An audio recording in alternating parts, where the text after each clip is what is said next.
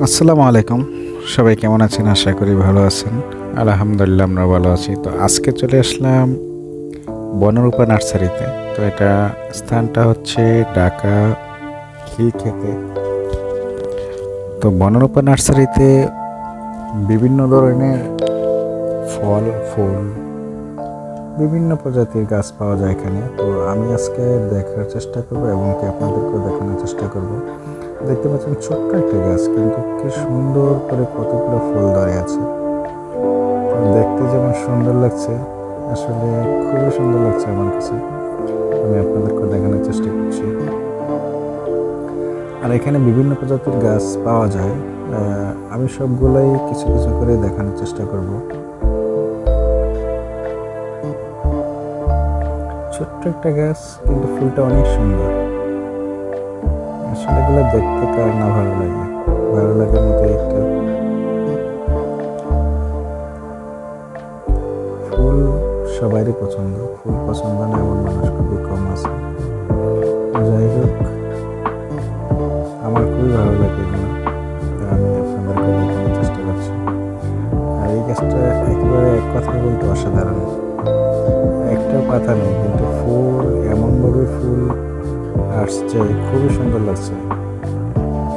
দেখুন কি সুন্দর লাগছে ফুলগুলো। আর পাশে রয়েছে ছোট ছোট গাছ, কিন্তু অনেক ফুল।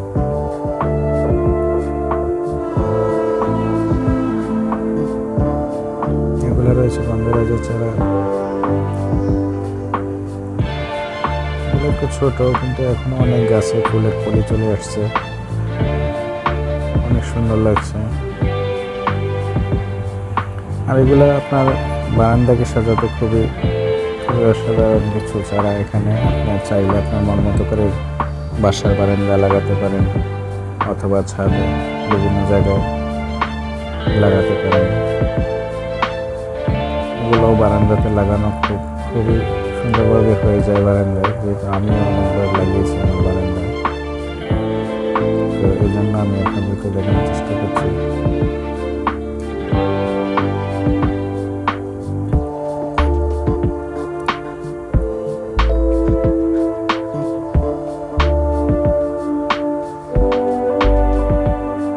দেখুন জাউ গাছগুলো, কেউ কেউ বারান্দাতে লাগাতে খুব পছন্দ করে, আবার কেউ ছাদে লাগাতে খুব পছন্দ করে। পাতাবাহারগুলো খুবই সুন্দর লাগছে, খুবই অসাধারণ।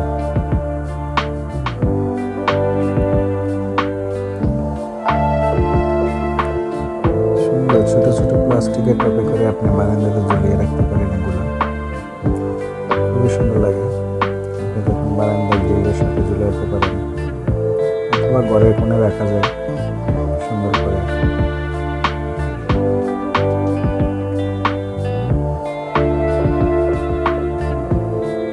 এগুলো আমি বারান্দা নিয়ে লাগিয়েছি। আমার গাছগুলো অনেক সুন্দর, অনেক ফুল ফোটে।